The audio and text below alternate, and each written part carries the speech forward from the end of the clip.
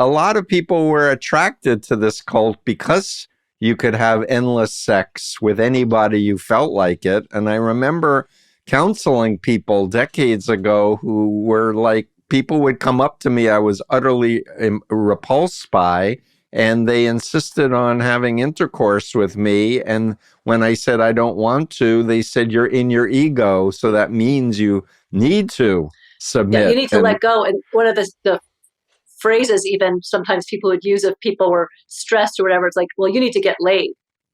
A critical component to mind control. Being made over to be clones of the person who's at the top of the pyramid. Interested in the subject because of my own cult involvement. I was recruited in 1974 into a front group of the Moonies. Hello, I'm Dr. Stephen Hassan with another episode of my podcast, Cult Conversations. And I have with me a survivor of the Rajneesh Osho cult that I've been wanting to talk with for a really long time. And I want to welcome Sarito Carroll, who wrote a very important book, In the Shadow of Enlightenment, A Girl's Journey Through the Osho Rajneesh Cult, a memoir. And, you know, I guess I want to say, because most people haven't been doing cult stuff as long as me, a lot of people don't remember the Rajneeshpuram ashram in Antelope, Oregon, but they saw the Wild Wild Country documentary on Netflix, which I was horrified by. And people were like, Steve, it was so great. And I'm like, two true believers were the featured people. There were no ex-members. There was no discussion of trauma, brainwashing, mind control. And I thought it was horrible. And then I learned about you, Sarito, and a doc that is waiting to be streamed called Children of the Cult. And because the public got such a distorted picture of what I know to be a horrendous malignant narcissist cult leader, Bhagwan Shree Rajneesh. And so I have a long, memory of this, but you've lived it. Mm-hmm. And let me just say, you're currently living in Colorado and you do acupuncture and realty, and you also like to do pottery. You said if you had more time, you'd do that. You got initiated at 9 years old. You got out of the cult at 16 when the cult ashram went up in smoke and he was deported, and there's a whole story about that. What else do I want to say? You didn't go to high school, but you graduated the University of Colorado, Phi Beta Kappa, and became a technical writer, got a master's of science in Chinese medicine. You're a very special woman, and all I can say is thank you for sharing your story. And I really want to shine a light on this cult because there's still Osho communes running around the world where they are venerating this creep who is a hypnotist. Mm-hmm. He was definitely a hypnotist. Woman abuser and drug abuser and claimed to be Jesus and Buddha, etc. So welcome to the podcast, Sarito. Thank you for having me. I really appreciate it. And I do think it's really important to shed light on this aspect of the story, which indeed Wild Wild Country omitted. And I too had people that weren't there even who were like, wow, it didn't look so bad. It looked like a lot of fun. And of course, that was hugely triggering for me because my story hadn't been told. Right. Yeah. So what I guess I want to say to the public who doesn't know the background of this group, Rajneesh fled Pune, India, his ashram there. He was tax problems and all kinds of other legal problems, drug smuggling problems. I remember a sign outside of the ashram in Pune, leave your mind in shoes outside. Mm-hmm. He was apparently allergic to any perfume, so people had a sniff. Yeah, we had to get sniffed into discourse, yeah. But people thought he was God. Like they venerated this person. So as someone who was brought in as a young person, like, what was the experience that was omitted in Wild Wild Country, and what do the does the public need to understand about this? Well, initially it was actually quite welcoming because it's like this sort of 7-acre oasis, and you come in there and it's just like, wow, everyone's so friendly, and especially as a contrast to the outside, just outside the gates is bustling, dirty India. But the kids in Pune, we had a lot of free reign, and that continued even in Rajneeshpuram. But you could see kids wandering around alone or in packs. And so the philosophy was give the children freedom and don't adulterate their purity with education or structure. There was a school. Some kids went to school a little bit. I don't know how it even worked, but I did not go to school. And I worked in the office with the moms who are the women who ran the place. Uh-huh. And so it was a mix because I had a lot of freedom. And at that age, that's like exciting because, you're like, oh, I don't have to sit in school. And I wandered around the ashram a lot and goofed around and sometimes played with other kids or things like that. But, before too long, I was venturing even further out and drinking. I mean, I was drinking at 10 years old and, dressing up and going to hotels and ordering drinks at a bar. And almost more to challenge the system, like, what can I get away with? But I'd say in Pune, there was still one of the major themes was sexuality and this freedom to, follow your sexual urges. And so you just saw a lot of that sort of loose kind of boundaries there, all the time. And when I first got there, it didn't affect me so much. But as I started getting a little older, I could start seeing or feeling men look at me differently. Yeah. And so it didn't feel fully safe, but I didn't know it at the time because it was the culture I knew. Right. And that's what people need to understand, that, and they teach you create your own reality. So you're in a pseudo reality, and then they're saying that your mind makes it up. But a lot of people were attracted to this cult because you could have endless sex with anybody you felt like it. And I remember counseling people decades ago who were like, people would come up to me I was utterly repulsed by, and they insisted on having intercourse with me. And when I said I don't want to, they said, you're in your ego, so that means you need to submit. Yeah, you need to let go. And one of the phrases even sometimes people would use if people were stressed or whatever, it's like, well, you need to get laid. Yeah. And then they had these workshops where people would just act out their basest impulses, including punching, kicking, screaming, as well as raping. Yeah, and in India, for sure. This was therapy that you needed to get past your ego. Yeah. And so many people got so traumatized, and it was terrible. Indeed, a lot of trauma.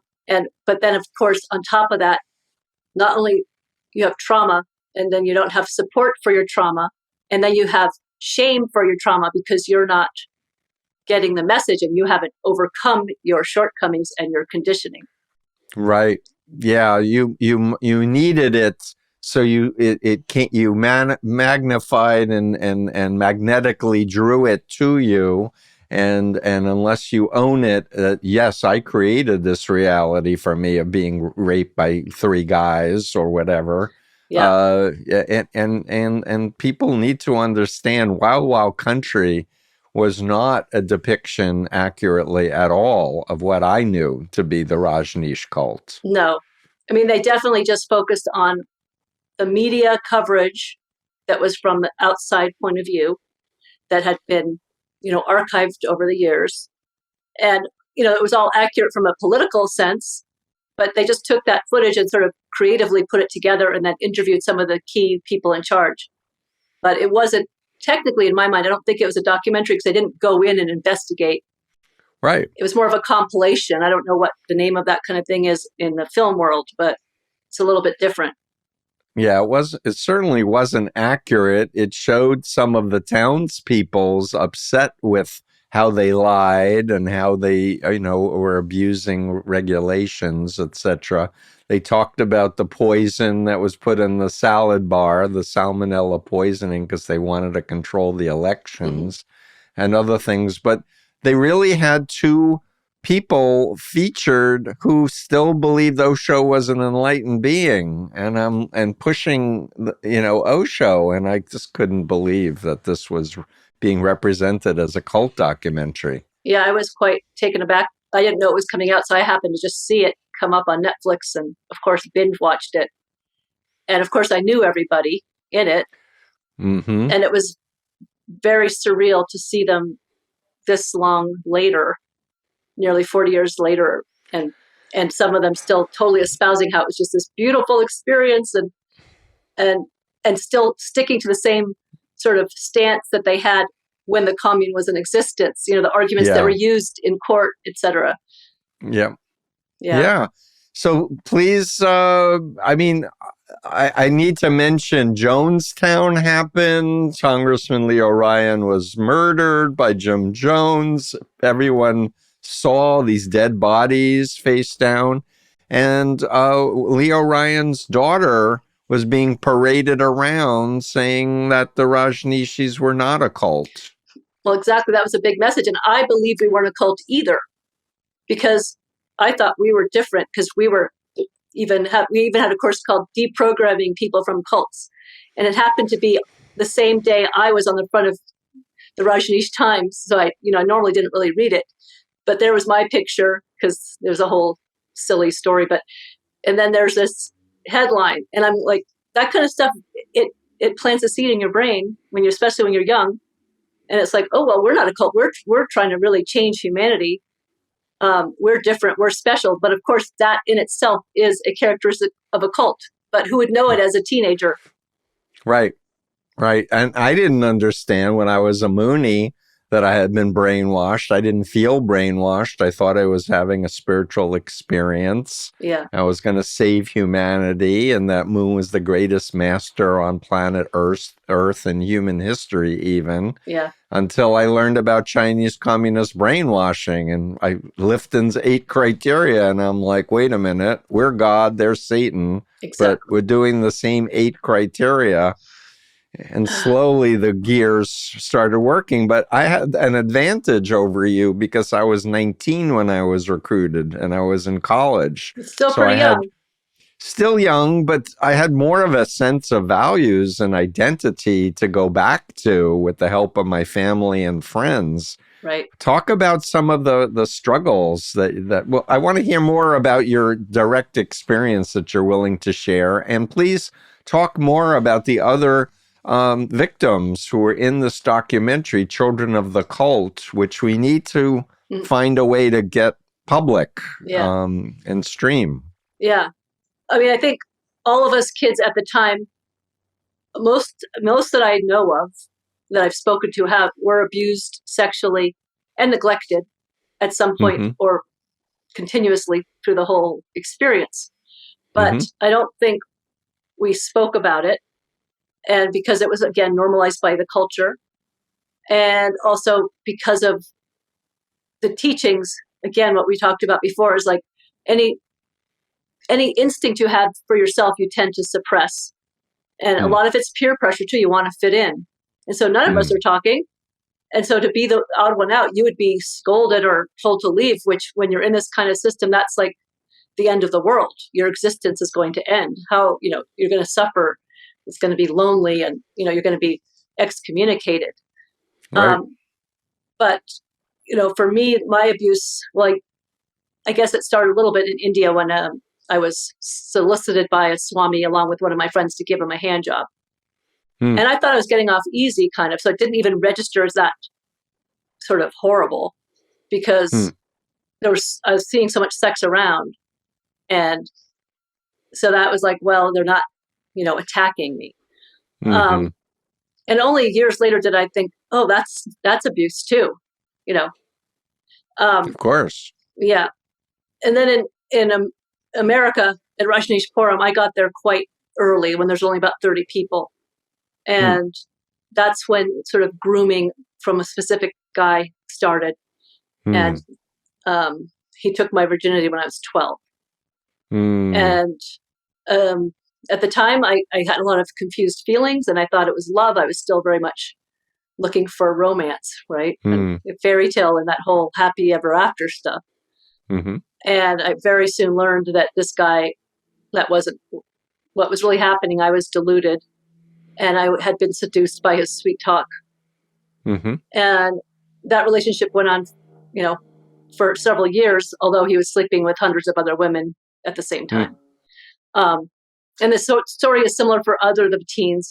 And then, as more of teens and kids arrived, it was in my cohort, we were all having sex by, maybe not at 12, but definitely by 14. And I was rather prudish because I was such an idealist.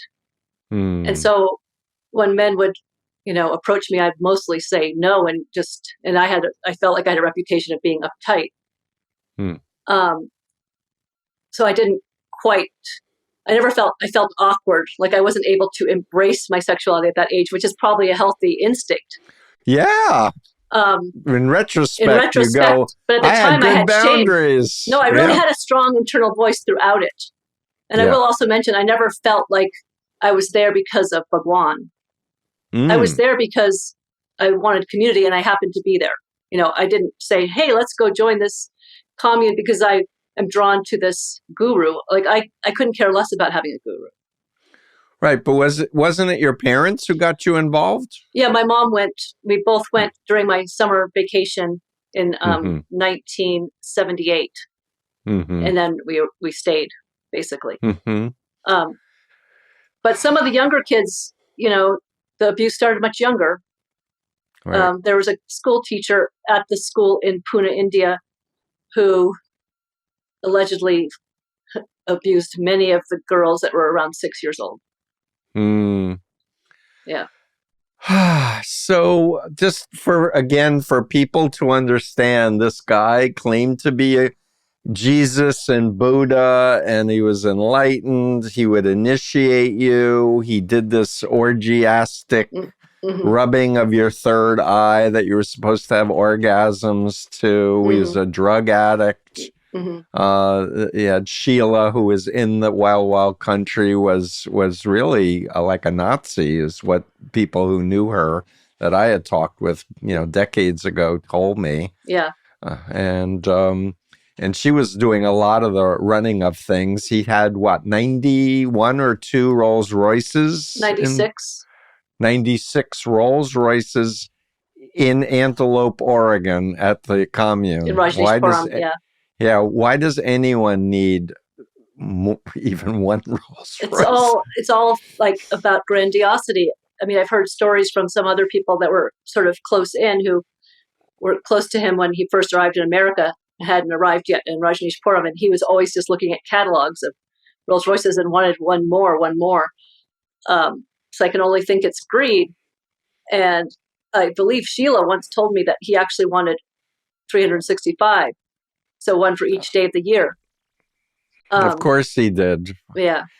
What a creep. Yeah, I mean, and I didn't notice it at the time. It was sort of like, I never felt deprived of, shelter or food, but I certainly never had any money or not that I had anywhere to spend it really, except I did go to Portland occasionally. But to see the sort of disparity of his wealth being in this sequestered part of the ranch behind gates, with guards, and then us working 12 to 16 hours a day. I mean, all these things that are so apparent now were just way over my head then. It was just like, this is what we do. Our work is our worship. That's how we show our devotion. That's how we belong. Right. And he gave people new names, right? And they had to be sannyasins and wear the mala beads with his image on it. And so lots of, and my recollection was that they were spying in all the rooms. They had wiretapped. They had yeah. And it's so funny because I worked in Jesus Grove, which was Sheila's house. And I swear to you, it got weirder and weirder. And I just started getting this eerie feeling that I was being watched. And maybe it was like, because I saw little bits and I was picking it up, but not consciously making the connection. And so I remember being like, okay, I have to be careful not to complain while I'm cleaning toilets, because in that house, I don't know which rooms were bugged, but there was many places bugged. All the main payphones that anyone could use to call outside were bugged. Right. And then, of course, they were also bugging this other cohort, which we call the Hollywood gang, which were these wealthy sannyasins who gave Bhagwan Rolls Royces and diamond watches and other gifts. So they got pulled in, and I believe Sheela thought they were a threat to her authority, and so she was bugging them. And actually, when she left, they did take over those positions. Yeah, and Sheela was in Wild Wild Country, if I'm recollecting, she definitely along was. With the lawyer. And Naren, the lawyer, were the main characters. And Shanti B, I guess, the one who had administered the syringe, the jabbing Bhagwan's doctor with the syringe to try to kill him. Tell the story, please. Yeah, again, I didn't know this until after, but I guess they wanted to kill Devaraj, and the motives are still a little fuzzy to me, but I think what Sheela, I believe, said was that Bhagwan kept asking when the time came, he wanted to be killed, essentially, poisoned so he could die, because he always said he was just staying in the body for his disciples. He had no more purpose on earth. And so I think he used threatening his death when he didn't get what he wanted. And Devaraj was his doctor. And so I think Sheela, out of her devotion to him, because she loved him, I don't know, as a guru or as what, but she loved him. And so, as the story goes, she thought she needed to kill Devaraj to protect Bhagwan from being killed. Right. Because when Bhagwan gave the word, this doctor would probably be so devoted that he would do whatever he wanted. I mean, Bhagwan was already taking a lot of Valium, from my understanding, and nitric oxide gas. So then in one discourse, before that, Sheela called a meeting saying, we need to kill this doctor. And Shanti B, I guess, agreed. And so it was after discourse, apparently, I mean, I don't remember it at the time. She jabbed him after discourse with a syringe of some poison, I don't know what. And he survived. He got rushed off to a hospital, I believe in Madras or wherever the closest hospital was, and he survived. But that was very sinister. And there was so much that was sinister that most of us didn't know. Even if, even I was in close proximity, but I knew there were some strange things going on, but not to that extent. It was more like, oh, we don't like these locals who are harassing us and they're bigots. And so we need to spy on them to, but I didn't know that they were trying to, attempting to murder people. Right.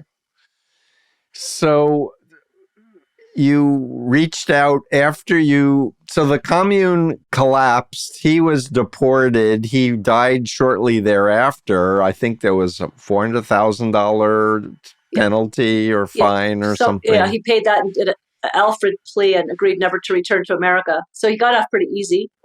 And I think he was only charged with immigration fraud, not like any of the attempted murders. Like that all got pegged onto Sheela and her cohort. Even though stories that I've heard say that he also knew about it and directed a lot of those actions. So you've met other former survivors. You've done this documentary. Talk a little bit more about your journey to wholeness. Your recovery. I haven't actually met most of the survivors. Oh, to be honest. Okay. I mean, a lot of them I haven't talked to for 40 years, and I wasn't actually very close to them at the time because I was in the insular world of Sheela. And so I was like this special child, sort of sequestered, or it was kind of another whole level of complexity. But I was definitely friends with some of them. And when this film was being proposed to be made, I was like, well, definitely include me. And I had a lot of evidence. They actually were able to get my perpetrator, the guy who took my virginity at 12, on camera, because I actually had evidence enough that they felt safe doing that. But, as I started speaking out in these private Facebook groups, Rajneeshi Facebook groups, slowly others started coming out of the woodwork. And at first, a lot. The first ones that came out were more like, oh, I had a great time. I enjoyed my sexual freedom. But then over time, more people came out. And that's when I first sort of met Marusha, who made the film remotely. And I did meet her to do my filming, but I haven't really met the others. I've spoken to several, and the parallels of our stories is pretty profound. And but there are still ones that didn't think it was detrimental, who you wouldn't trade that experience for anything. So it's not like everybody that was abused sees it as abuse. There's many who still don't see it as abuse, or okay, well, maybe it's abuse, but everything else was there's so much love and light and so much community that I can move past that, and they'll say they're not traumatized. I know I was traumatized. I mean, I couldn't deny it because I was having symptoms, like severe symptoms. Right. Yeah. Yeah. Have you ever talked with former members of the Children of God cult? That was another ritual abuse of children cult. No, I have not. No. I've interviewed a number of people over the years from that group, and the leader claimed to be a prophet of God and was a pedophile and was telling women to be happy hookers for Jesus, sending them out to recruit people through sex, but also just taking advantage of very, very young children and harming them horribly. It's amazing how many of these groups have that aspect. Yes. And it seems like the leaders then just sort of think that no rules apply to them and they should just, but I don't get the pedophilia, like it's just so disgusting.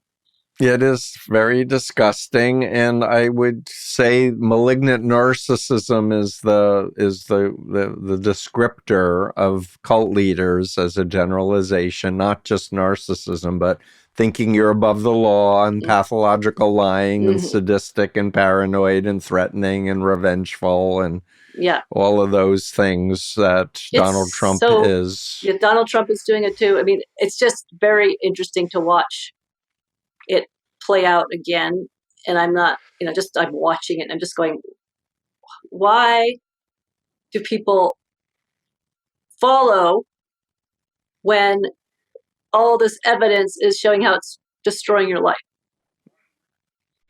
Good question. And so that's the same kind of brainwashing, I guess, where you give up your own free will to some extent. Yeah, a lot of it goes back to parenting. If you didn't have healthy parents and if you weren't given developmentally appropriate, parenting, encouraging you to have good self-esteem and, that empowering you to make mistakes and be curious and play, but having a structure and guidelines. It's well known now that not having rules for children is abuse. Well, that's definitely what I had. I mean, just that was part of the whole commune culture, no boundaries. Yeah. And I mean, I think I felt like I still had an inner voice, but self-esteem was all but nil. But it also, look at our culture then. So it's just also it's a testament to how many people have developmental issues. Exactly. Which is rampant, clearly. Yeah. Agreed. Yeah. Agreed. I think in the end, people want to feel loved and they want to feel like they belong. They want to feel like their life has purpose and meaning. And unfortunately, when you don't have a framework of like what's normal, what's healthy, and you grow up in one of these aberrant groups, you don't have any reality testing.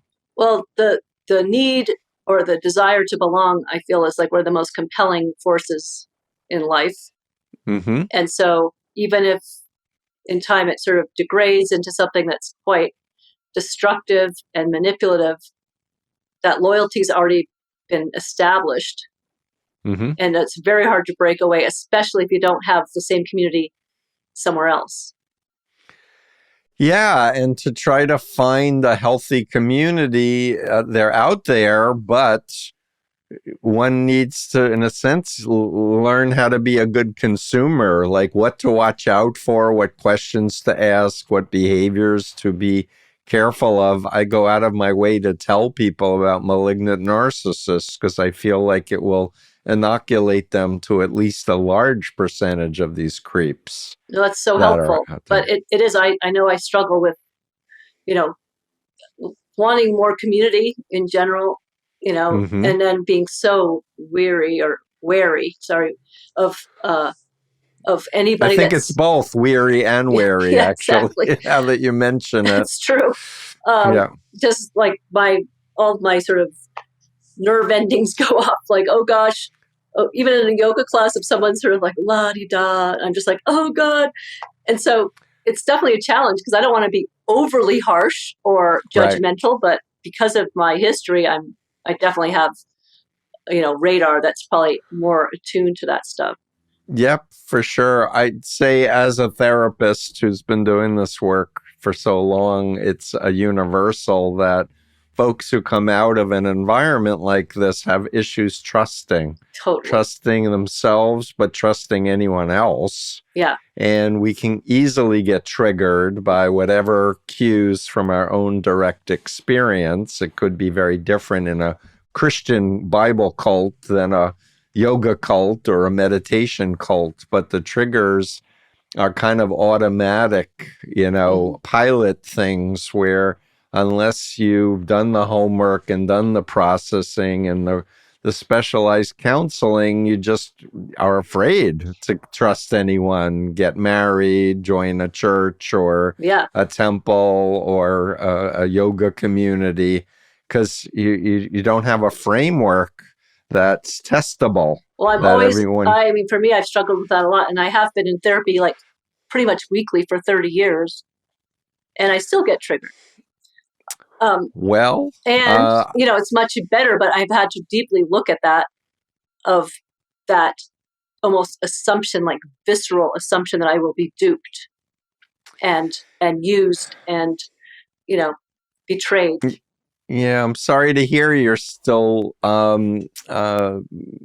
getting triggered at all. If I may tell you a quick thing that I've learned over the decades is the key is understanding, how our mind works basically in neuroscience. And when you're in a cult with a pseudo identity, you're dissociated from your body. So your body is telling you, warning, warning. And you're like, no, that's just my lower karma or, something else. So you are disconnected to it. But the healing is being in your body in the here and now, and having an internal locus of control for who you are and your decisions, etc.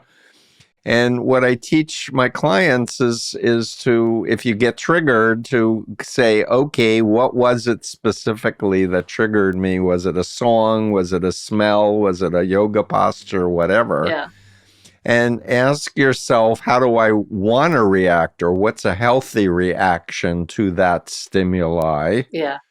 Once one understands things like the influence continuum and bite model, etc., that I teach, to be able to then rewire your reaction to that trigger, knowing that you will never allow anyone to have that kind of power over you again, because you trust yourself.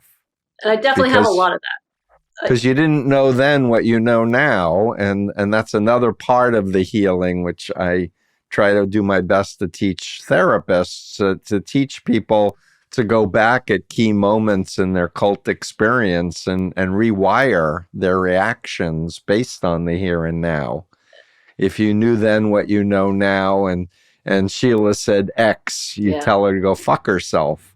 Or, and run away or call the FBI or something. I think the main place I get triggered at this point, after, having done a lot of what you're saying, is just the spiritual bypass stuff that's kind of reemerged more now since I've spoken out and others have spoken out, just to see kind of these people that you want to believe care because they were friends and, your community, and to just see them either just ignore you or just give you these sort of jabs, spiritual bypassing jabs, or, minimizing the experience. That's still hard, although it's getting better because I've gotten almost to the point of being like I now realize that these people can't do otherwise.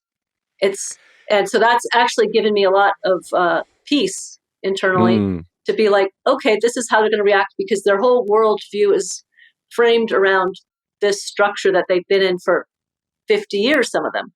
Yeah, they're stuck in time. And so, if anything, my practice is try to cultivate compassion almost.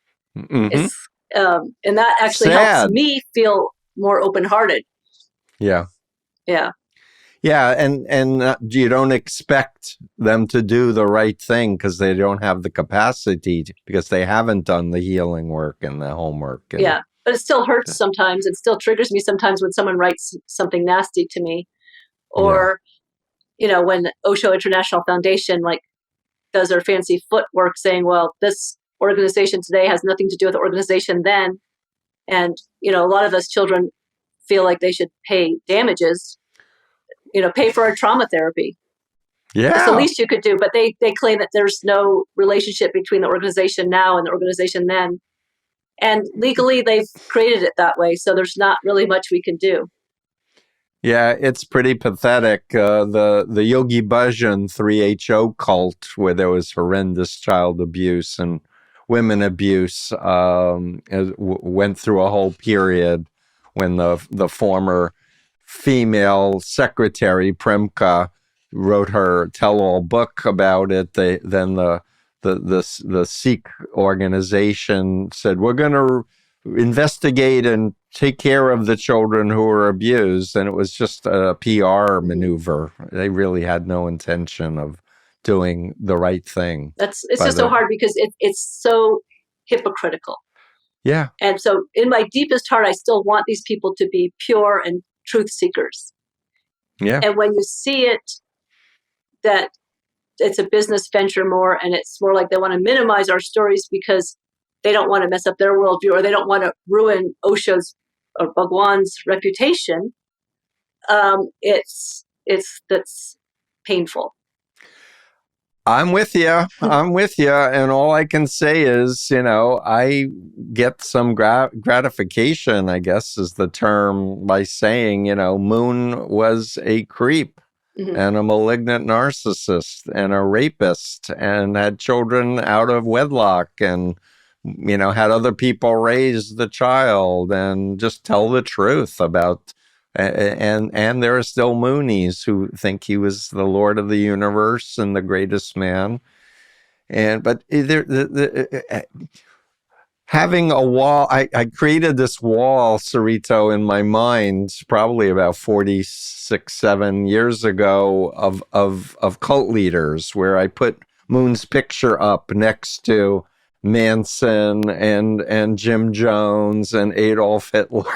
So the wall just keeps getting bigger with these little pictures of these people who were so venerated, and they were just all criminals. Well, there's basically. so many, you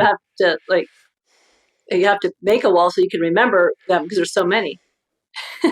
Yeah, but to have a perspective that Moon was not that special. I mean, he had a few $1 billion and he had an international cult and a newspaper in Washington, D.C. Yeah.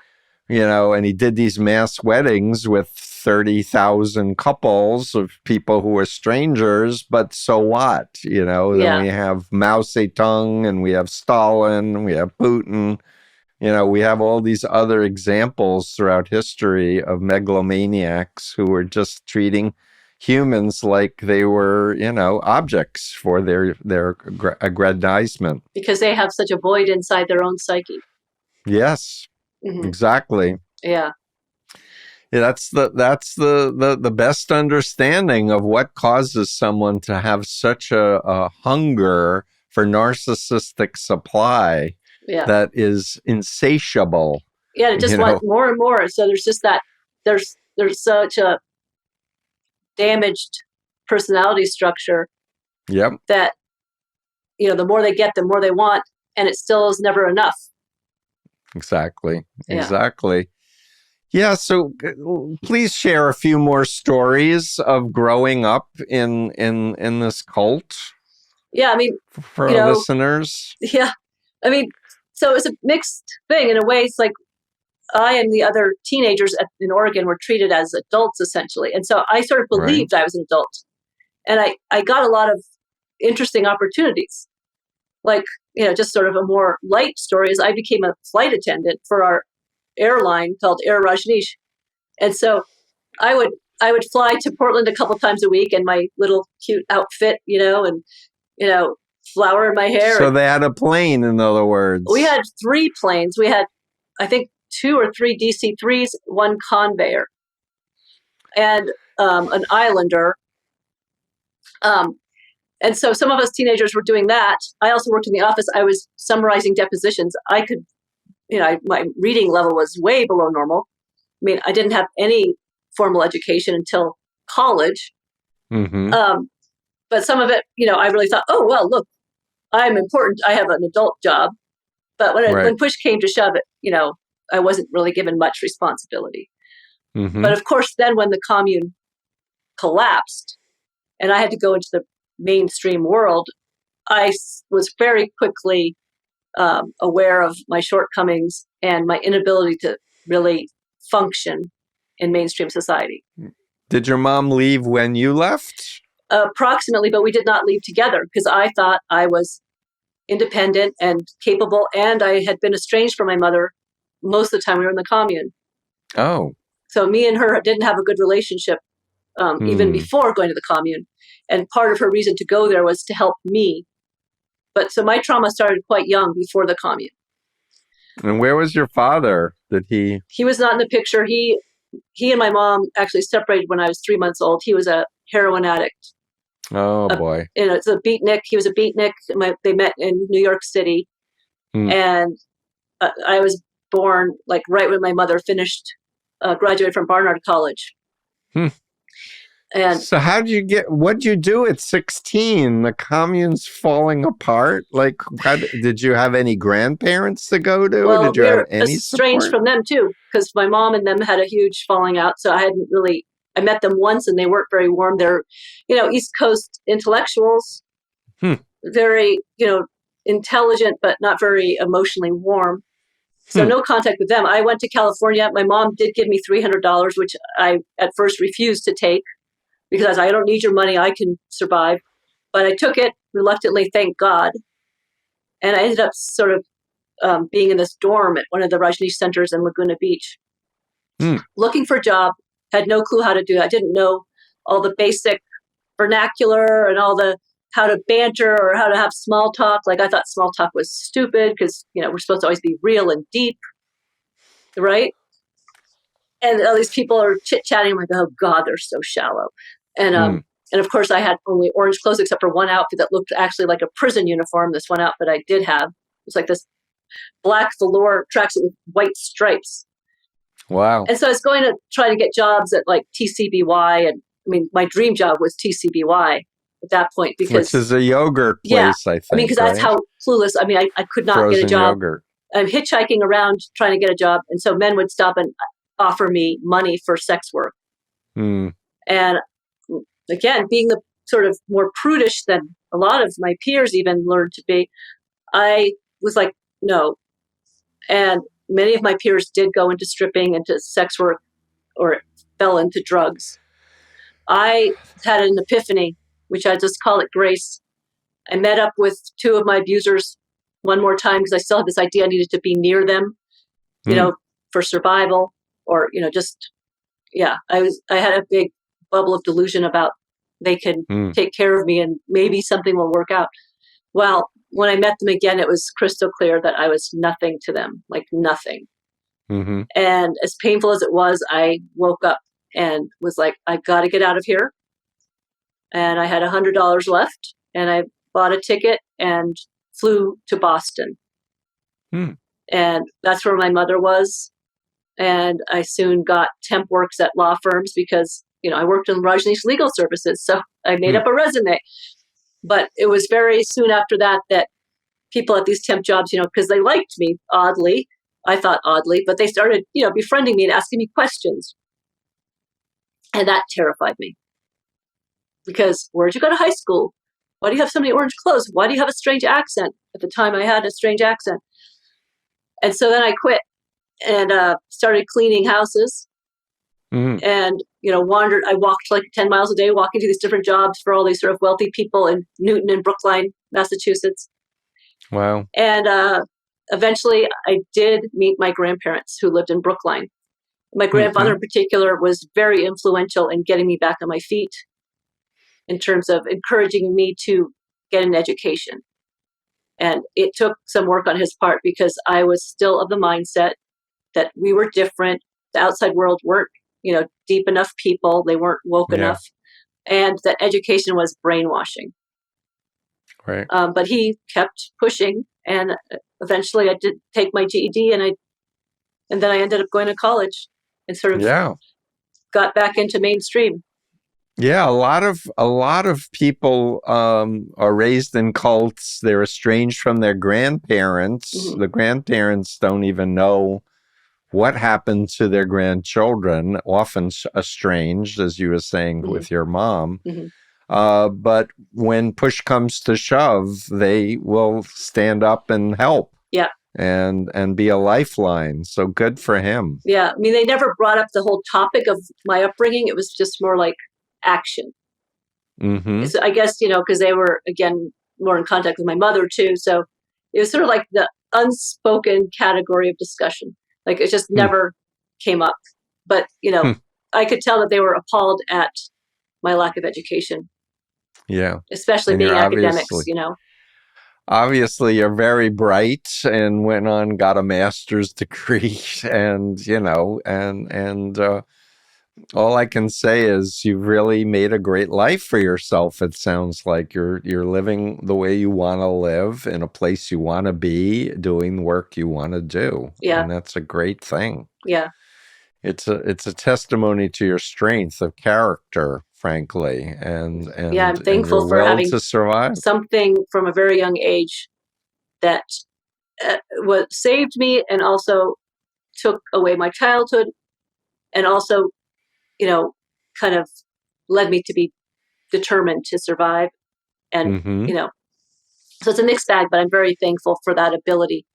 And, coming this far, I mean, I feel like I've lived 9 lives, seriously. Yeah, I can relate. And thank you, because you wanted to help others. And that's another theme, and why I'm grateful to you, that you don't just get your own power back, but you want to give back to others and help others, because you don't know who's listening to this now or whatever, but to know that you left at 16 with $300 and you built a life. Yeah, I'm a homeowner and a business owner, and it's kind of crazy, but it's cool.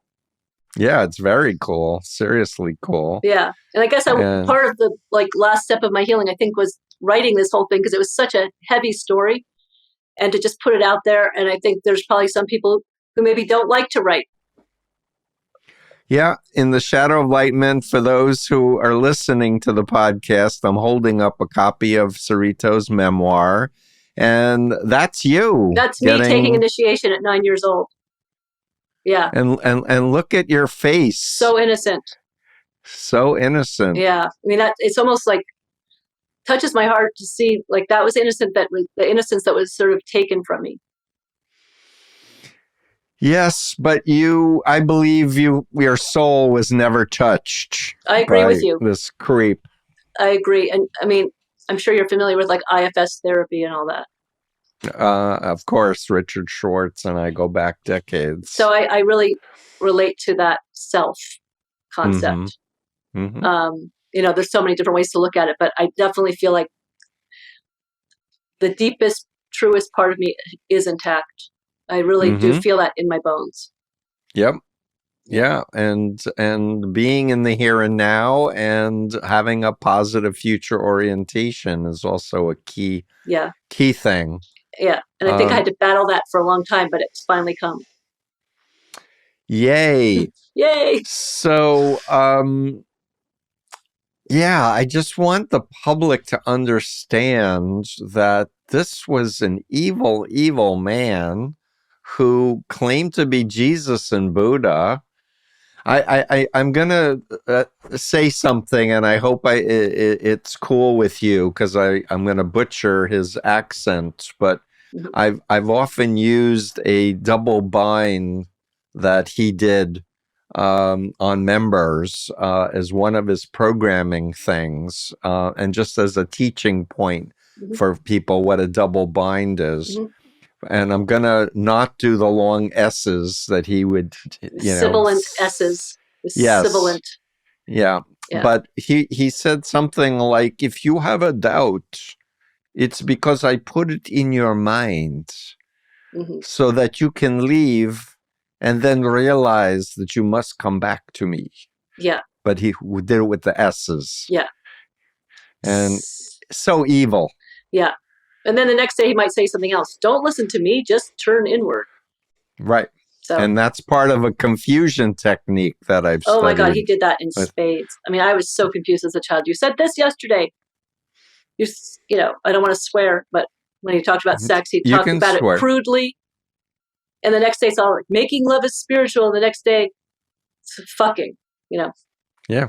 So I'm sorry to swear on your program. Yeah. And then I remember, I think it was during the Rajneeshpuram days when AIDS came around and people had to identify because they were having sex so rampantly. Yeah. Talk a little bit about that was a scene and a half.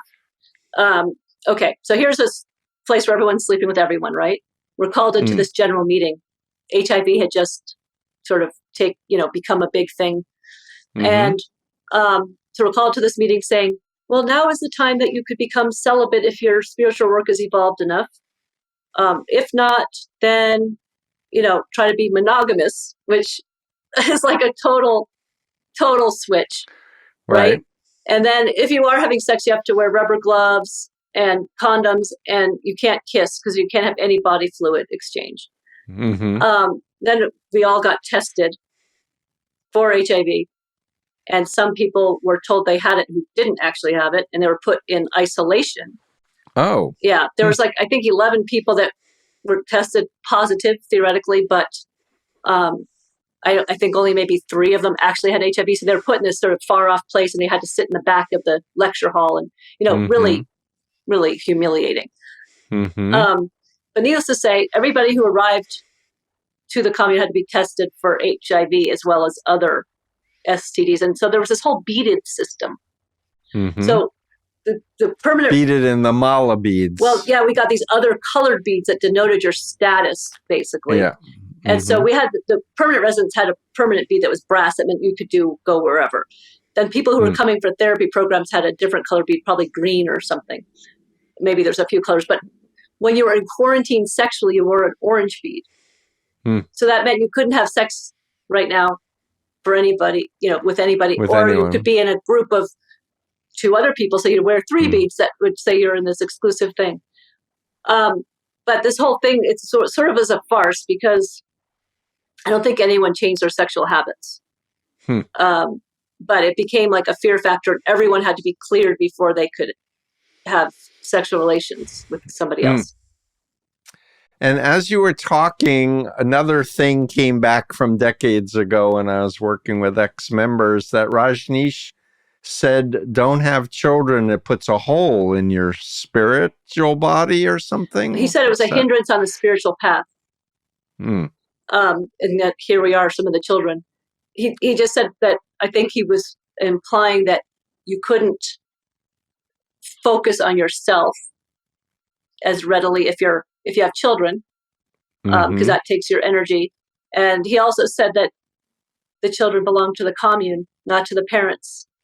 And so I think many parents, were spiritual seekers and probably just believed that. And there's probably some parents too that were overwhelmed with parenthood. It was like, oh, great, now I can be part of this bigger family and I don't have to do it all myself.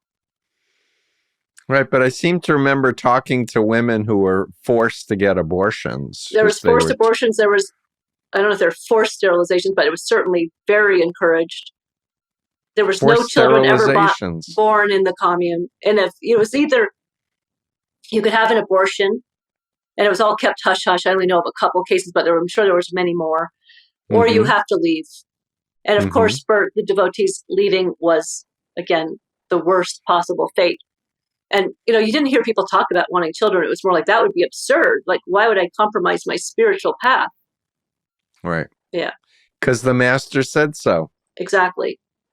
And I mean, but just think of it. It's sort of the very structure of that. It's breeding narcissism. Yeah. So. Yeah, it's all about him. Yeah, and also he's telling everyone else to just focus on him and yourself. Be like him. Yeah. Yeah, he was the model. Be like him. Yeah. Be a drug addict and a serial sexual abuser. And he would call it a hollow bamboo. A hollow bamboo. There's nothingness. You're just hollow. Life comes through you. Mm-hmm. Yeah. So if anyone's listening to this now who still harbors notions that this guy was a brilliant man and a great spiritual teacher, you say what to this person? Say, look at the evidence. And also, look at people, look at what it did to the children. Like, I'll just keep it personal. Look what it did to the children. So many of us, have succeeded, but many not. It hasn't been an easy road. And some have, died of suicide or things like that, or have fallen into deep addiction. Yeah, and as you said, some people leave and they become sex workers, or they become drug addicts because they can't handle the pain. Yeah. Or they don't know how to survive and support themselves. Yeah, and also if you actually break down his teachings, I guess I want to say to people, like, don't be fooled by the shiny veneer and all the memes with these beautiful words. Dig deeper to understand what he was really about. And don't just grasp onto these words. And also realize that the books don't represent what was actually happening in the community, And yeah, don't confuse the words in books with the actual lived reality. Exactly. And you agreed with me when I said he was a hypnotist, because I experienced watching films of him and his eyeballs and how he was hypnotizing people. Yeah. Yeah. I think he definitely was a hypnotist. I wouldn't have known it at the time, but the way he spoke, like you just said, it's like these very slow and then it's sibilant. And I mean, I just remember sitting in discourse and just sort of being lulled into this alternate state. And it was very sort of opening, and it was communal. Like, I always thought, was this him, or was it that everyone was so devoted that it created this vibe that was actually quite powerful and palpable? And so maybe it was a combination. I think it's a combination. We now know from neuroscience that we entrain with other brains that are in our physical environment. Yeah. Especially if we're listening to music or we're doing meditations and other types of experiences. And I just want to say categorically, being in a trance or an altered state is not bad unto itself. It makes one so vulnerable to getting indoctrinated with crazy, stupid belief systems that a sane person would go, that's nuts. Well, that's super interesting, because he's hypnotizing in a way with these words, which is the belief system. So you're getting it all at once. And then you're like, feel this deep love for everyone around you. And it's like a group of, a couple thousand people in a discourse, or in these dancing celebrations, like almost like ecstatic dance. And it is very seductive. I have to say, you just feel like there's these sort of moments where you just feel connected to humanity. Yeah, they want to dissolve your sense of self. Yeah. So he had so many different therapists who became cult members who were teaching different variations of spiritual practices. So it was like a whole potpourri of all different the things. Covered. Yeah. Well, even there was a song when you said this whole thing, I just remembered a song we used to sing. There's so many. We drink, we sing and dance every night in India. And it was one was drinking from your wine, Bhagwan, drinking from your wine. Another one was when there's no I, there's only you. Mm. So when you talked about like giving up our individuality. Yeah. And that's a whole nother feature of brainwashing cults is music, because Oh. each of the big cults had their own holy songs and specific music. And that's another way of capturing people. That was very seductive to me because I love music. Yeah, me too. Yeah. I love to sing. That was one of the best part of being a Moonie was the singing together these songs. You can get almost high on it. Yes. Mm-hmm. Music is incredible. Well, Sarito Carroll, in The Shadow of Enlightenment, A Girl's Journey Through the Osho Rajneesh Cult. And you were part of a documentary, Children of the Cult, that is looking for a home to stream to tell the real balancing story to the Wild Wild Country Netflix series. And shame on Netflix. If anyone's listening from Netflix, sign up this film, please. It will be a service to humanity.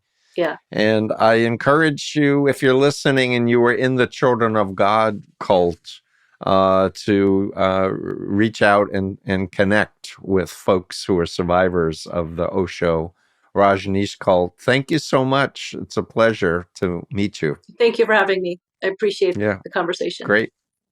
Take care. Okay. Bye.